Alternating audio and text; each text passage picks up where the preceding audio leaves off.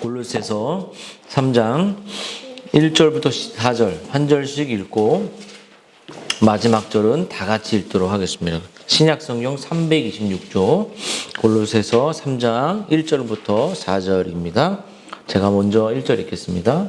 그러므로 너희가 그리스도와 함께 다시 살리심을 받았으면 위의 것을 찾으라. 거기는 그리스도께서 하나님 우편에 앉아 계시느니라. 위의 것을 생각하고 땅의 것을 생각하지 말라. 이는 너희가 죽었고 너희 생명이 그리스도와 함께 하나님 안에 감추어졌음이라. 우리의 생명이신 그리스도께서 나타나실 때에 그리스도와 함께 영광 중에 나타나리라. 예. 오늘 이제 부활의 말씀으로 같이 나누겠습니다. 여러분, 기독교 교리는 하나님과 죄인과 신자의 삶과 영생의 이 가르침을 이제 말하거든요.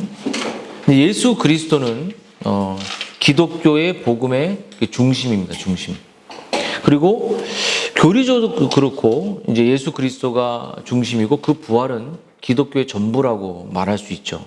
그래서 이제 예수 그리스도가 우리를 위해 죄를 속죄한 사실과 거기서 멈추면 기독교는 존재하지 않겠지만 부활하셨다는 그 사실은 기독교의 핵심 신앙이죠. 그래서 오늘 이 부활이 우리에게 뭔가라고 말하는 실제적인 어떤 신학적인 측면과 우리의 삶까지 연결을 같이 해보려고 해요. 여러분, 부활은 현재 그리스도의 삶을 어떻게 변화시키는가?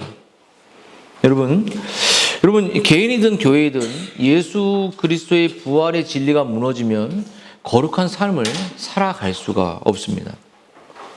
여러분, 개인의 경건도 무너지고 우리의 교회도 존재할 수 없겠죠.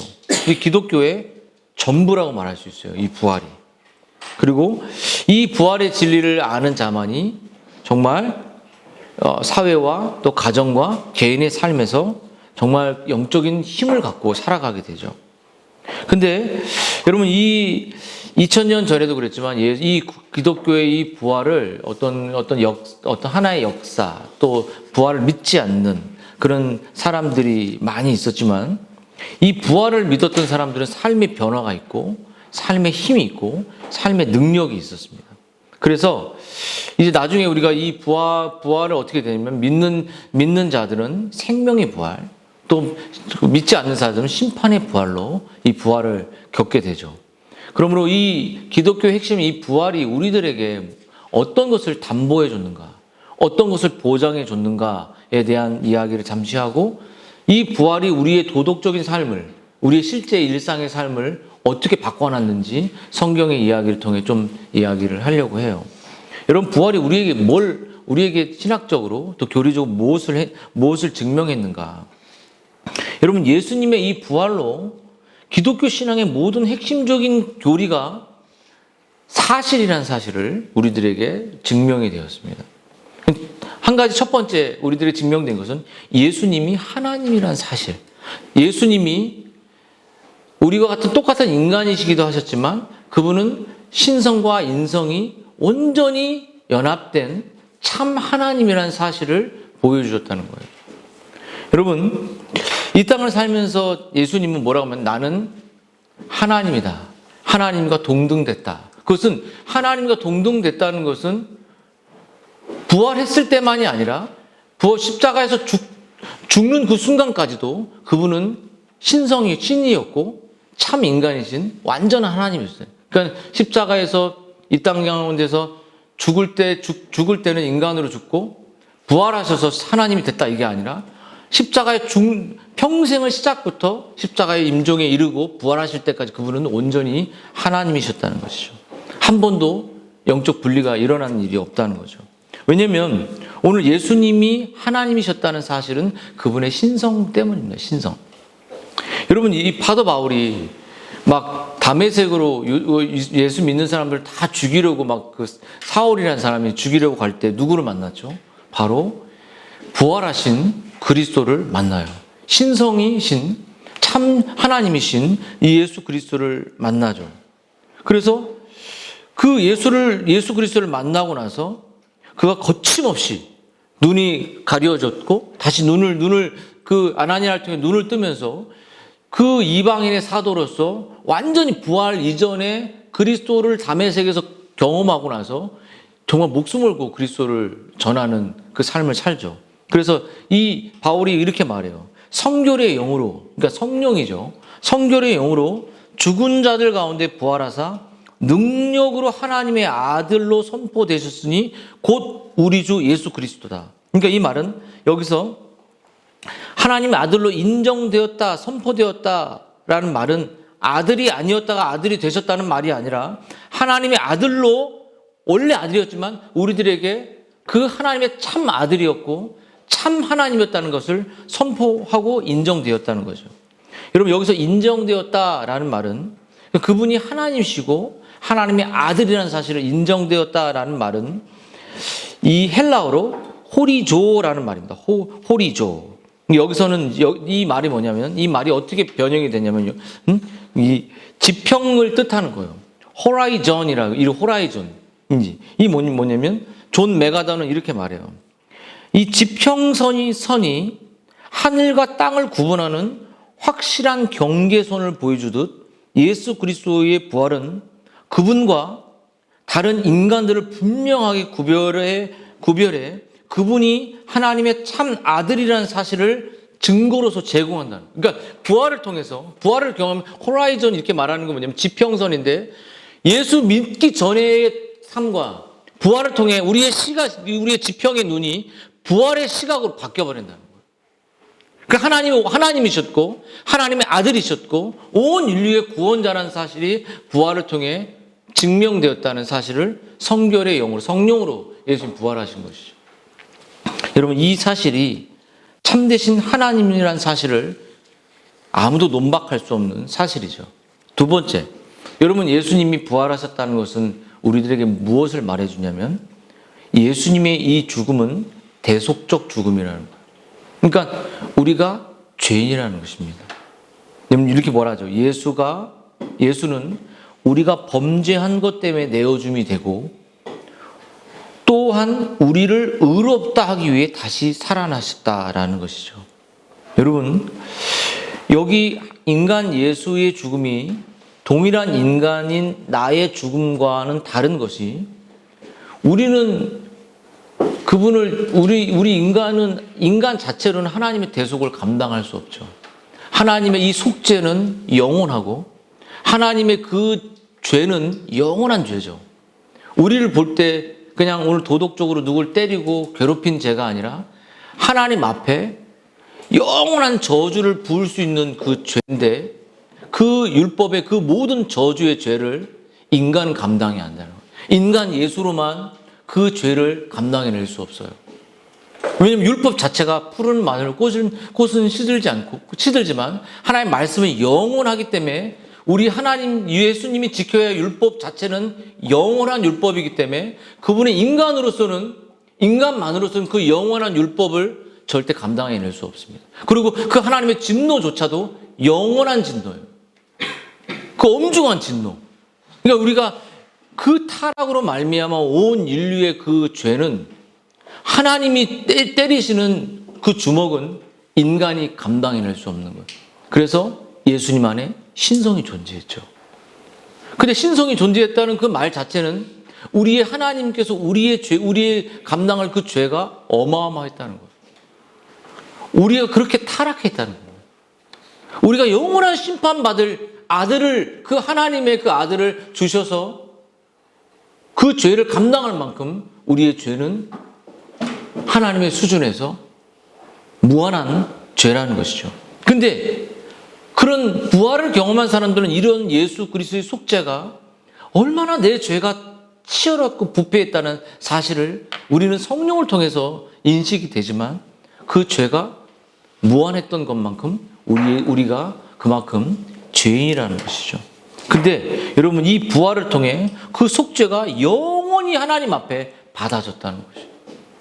우리의 무한한 죄가 그리스도의 속죄로 부활로 하나님께 받아졌고 용서되었다는 것입니다. 속죄가 치러졌다는 거. 부활은 그냥 죽음으로 끝난 게 아니라 부활했다는 건 속죄가 완전히 이루어졌다는 것을 말해요. 우리의 죄가 사라졌다는 것을 말합니다. 그러므로 한 가지, 예수 그리스도의 부활이 우리에게 신학적으로 또 다른 주는 것은 성도의 견인입니다. 그냥 믿는 신자는 구원이 절대 취소되지 않고 끌고 간다는 거예요. 여러분, 우리가 나사로 사건을 보셨죠? 요한복음 11장에 나사로가 죽었잖아요. 썩은 냄새가 나요. 그러니까 우리들의 이 사망의 절망, 몸이 오늘도 빌립보가 말하는 낮은 몸. 몸은 낮은 몸이 뭐죠? 아파.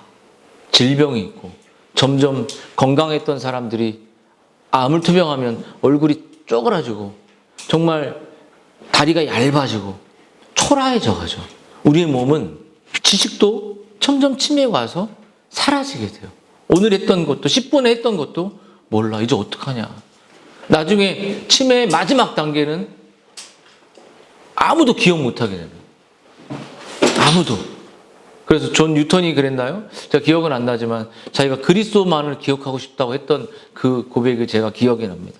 근데 여러분, 그러므로 여러분 이 예수 부활로 말미암아 그러므로 자기를 힘입어 하나님께 나아가는 자들을 온전히 구원하실 수 있으니 그가 항상 살아계셔서 그들을 위하여 간구하신다라는 말은 능히 너희를 보호하사 거침없게 하시고 너희로 영광 앞에 흠없이 기쁨으로 서게 하실 그 일을 말하는 이 히브리서의 말씀처럼 우리를 끝까지 우리의 구원이 취소되지 않고 예수님께서 우리의 구원을 끌고 가시는 견인의 은혜가 있다는 것이에요. 그러면 여러분 한 가지 더 말하는 것은 신자의 이 신자는 이 부활을 참여한 자라는 것이에요.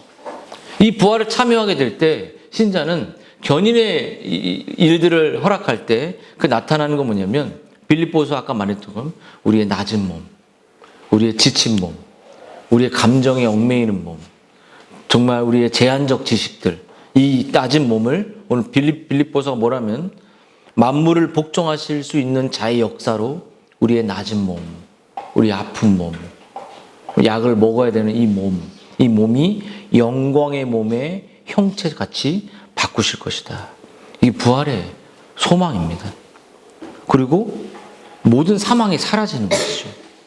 여러분, 이 부활이 이러한 실제적인 영적인 사실이라면 이 영적인 실체가 도덕적인 제자들에게, 우선은 제자들이 부활을 제일 먼저 봤잖아. 이 제자들에게 또 우리들에게 어떤 도덕이라는 건 일상의 우리의 삶에 어떤 변화를 만들었냐는 거예요. 그러니까 이런 교리들은 우리가 알지만 이것이 우리와 어떤 관계가 있냐는 거예요. 그게 제일 중요하죠. 먼저 여러분, 예수님이 지금 살아계십니다. 그리고 이 엄청난 사실에 그 누구보다도 소스라치게 놀랐던 사람들이 있는데 그것은 바로 예수 그리스도를 부활을 믿지 못하고 낙심했고 엠마오로 가고 자기 어부일로 가고 지쳐있던 제자들이었어요. 그리고 우리들이죠. 부활에 아무런 능력과 감흥이 없는 우리들. 근데 그들을 어떻게 부활이 그들을 바꿔놓냐라는 것이죠. 그것은 여러분 예수님의 이 부활이 제자들의 전인격, 마음과 안목과 가치와 생각을 다 뒤집어 버렸어요.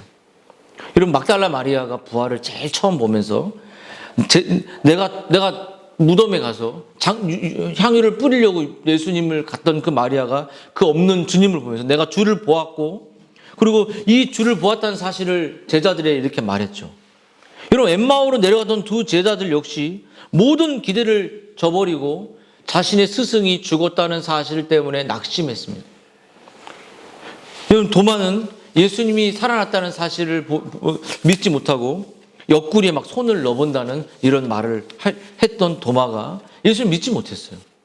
하지만 여러분 며칠 전까지는 완강하게 부활을 부인하고 부활이 없다라고 생각하고 부활을 왜 못 들었겠죠. 근데 어부의 일을 하고 낙심하고 일상을 살아갔던 그들이 어쩌면 우리들과 같은 그들이 여러분 이 부활을 목도하고 나서 부활의 소식을 그들은 전하기 시작했고 모든 박해와 고문과 심지어 생명의 위협이 있을지라도 부활을 증거하는 삶이 되었습니다. 왜냐하면 그들에게는 이 부활은 그들이 가지고 있는 모든 가치를 뒤집어 버릴 수 있는 놀라운 사건이었어요. 그들이 가지고 있는 의심과 불안함과 그 모든 낙심을 다 걷어버렸어요. 그래서 그들의 삶을 바꿔놓았습니다. 뭘 바꿨냐? 그들의 마음을 바꿨어요.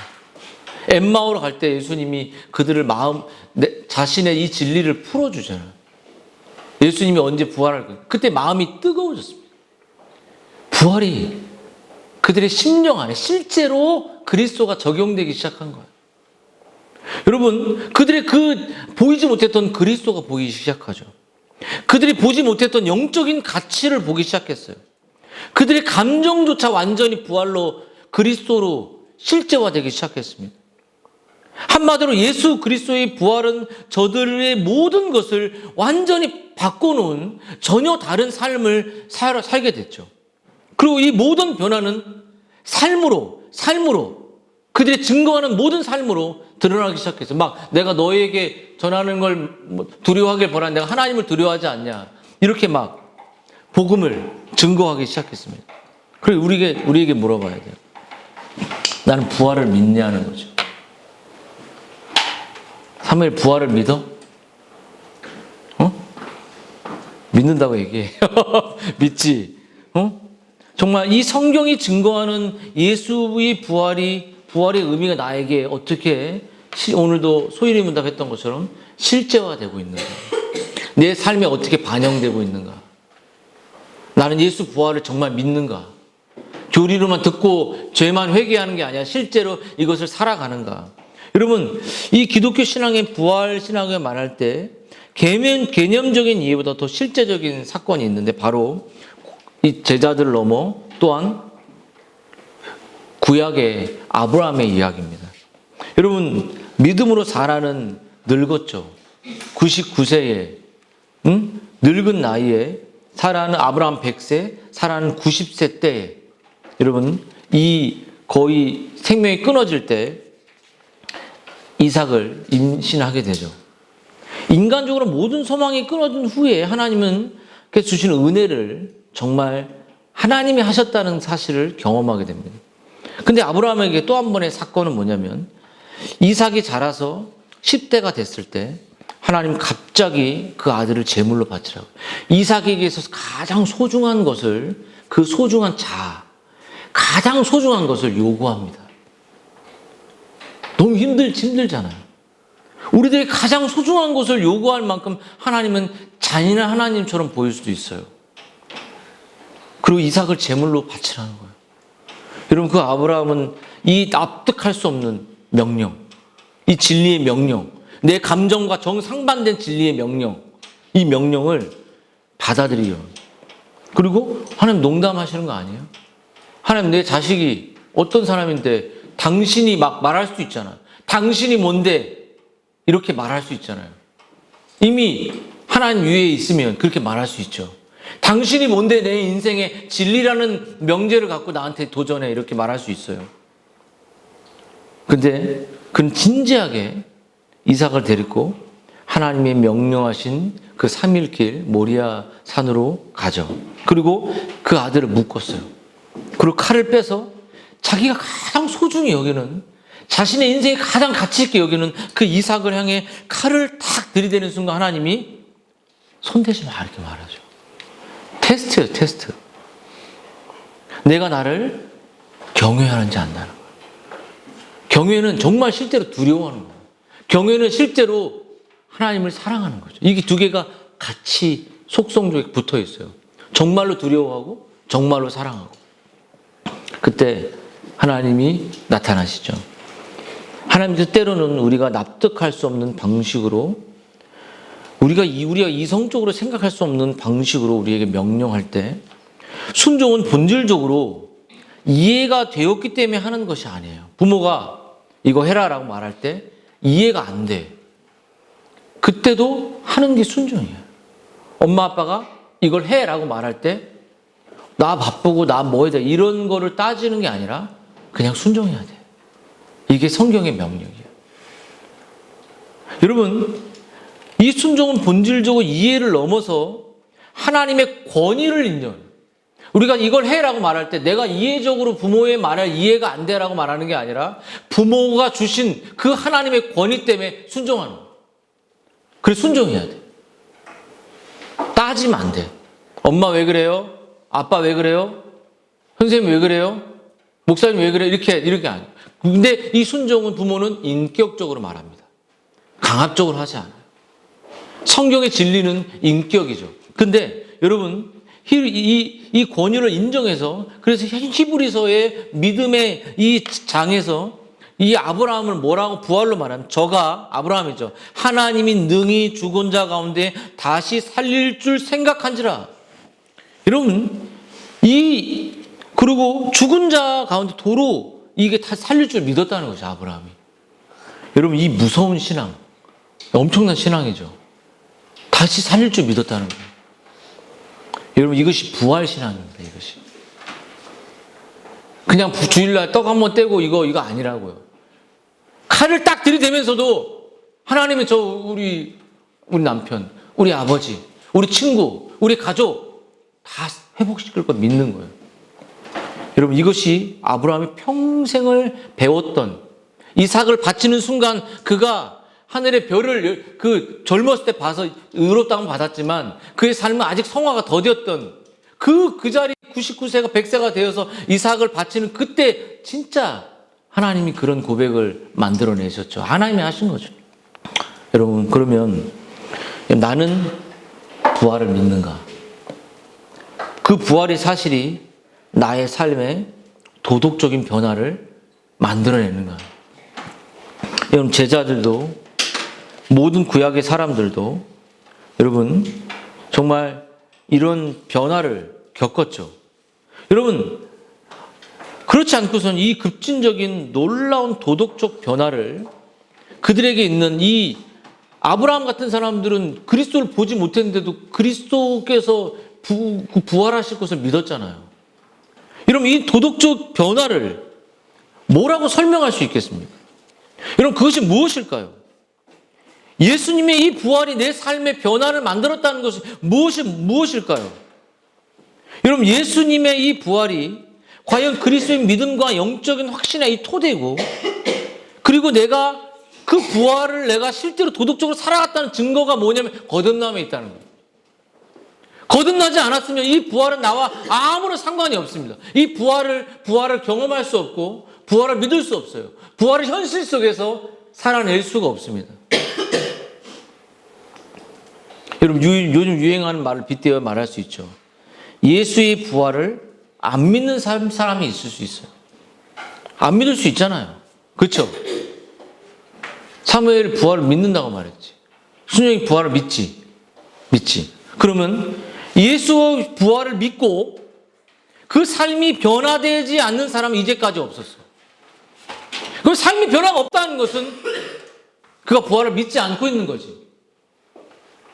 이성적으로 생각했던 엠마오로 가는 사람들이 마음이 뜨거워서 변화됐다는 것은 그가 이미 그 부활을 믿고 거듭났다는 거예요. 그 삶의 변화가 없고 언어의 변화가 없고 관계의 변화가 없고 일상의 변화가 없다면 부활을 안 믿는 거예요. 그냥 부활 믿는 척하는 거예요. 그럼 우리 바른길교회 성도는 부활 생명이 오늘도 우리가 소리문답했던 것처럼 예수 그리스도의 부활이 매일 일상 속에 믿고 감사하는 삶이 살아가야 되죠. 여러분 이 부활 생명을 살아가는 자를 통해 신자와 불신자가 구분이 일어나는 겁니다. 여러분 참 희한한 일을 인간은 잠을 자도록 이렇게 설계되었죠.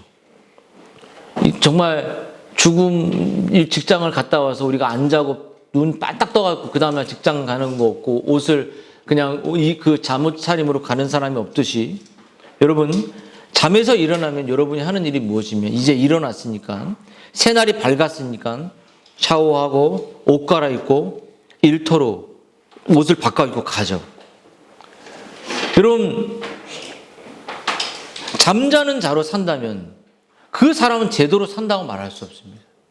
부활은 우리의 영적인 시각이 어둠의 잠에서 일어난 사람들이에요.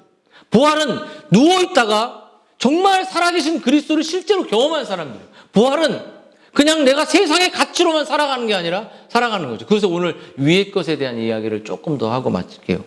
여러분, 오늘 그래서 바울은 네가 그리스도와 함께 살리심을 얻었으면 위의 것을 찾고 위의 것을 생각하라고 말해요. 이게 부활 시각이에요. 부활 시각.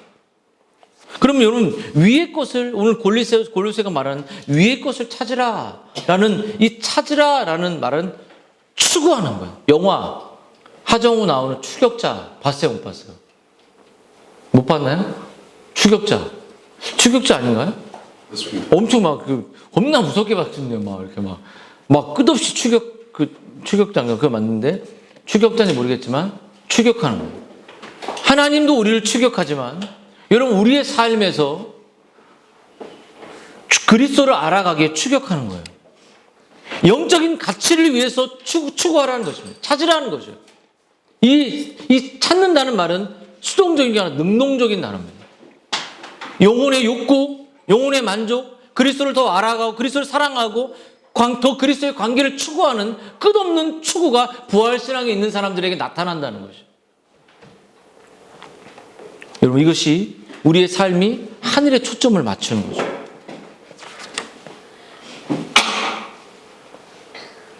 여러분, 그리고 위의 것을 생각합니다. 위의 것을 생각한다는 말은 뭐냐면, 여러분, 어떤 것을 생각하다는 것은 어떤 것을 편들다, 어떤 것을 신봉한다, 이런 의미를 갖고 있어요. 원문의 의미는. 이 말이 뭐냐면 위에 그리스도의 편에 선다. 그리스도가 추구하는 것을 내가 따른다, 믿는다, 추앙한다, 이런 뜻이에요. 다시 말하면 여러분, 이제 그리스도 편에 서는 겁니다. 그리스도가 추구하는 삶을 사는 겁니다. 사도 바울이 추구했던 그 삶을 살아가는 것이죠. 여러분, 그것이 생각하는 거예요. 내가 생각할 때. 근데 여러분 생각은 무슨 생각입니까? 한번 일주일에 여러분 생각을 보죠. 가온이는 무슨 생각하냐? 누가 어떤 분이 그러더라고요. 설교 때 가온아, 이렇게 2명 가온이. 그래서 성도가 가온이밖에 없나 이렇게. 그래서 이렇게 약간 저를 이렇게 했지만, 여러분, 우리가 위의 것을 생각한다는 말은 그리스도 편에서 생각하고 그리스도가 추구하는 방향을 내 안에 사랑하는 마음을 갖고 살아가는 거예요. 근데 여러분, 이 반대가 뭐냐? 땅의 것이 뭐예요? 위의 것 반대가 땅의 거잖아. 땅의 것. 땅의 것은 이렇게 말하죠. 그것은 오늘 골로새가 말하는 음란과 부전과 사욕과 악한 정욕과 탐심과 우상 숭배다, 이렇게 말해요. 분과 악의 회방과 부끄러운 말들이며 거짓말들이며 이것이 땅의 것이라는 거예요. 여러분, 우리의 음란, 우리의 사욕, 우상 숭배, 나 자신을 섬기는 거, 자식을 섬기는 거, 내가 좋아하는 것만 추구하는 거.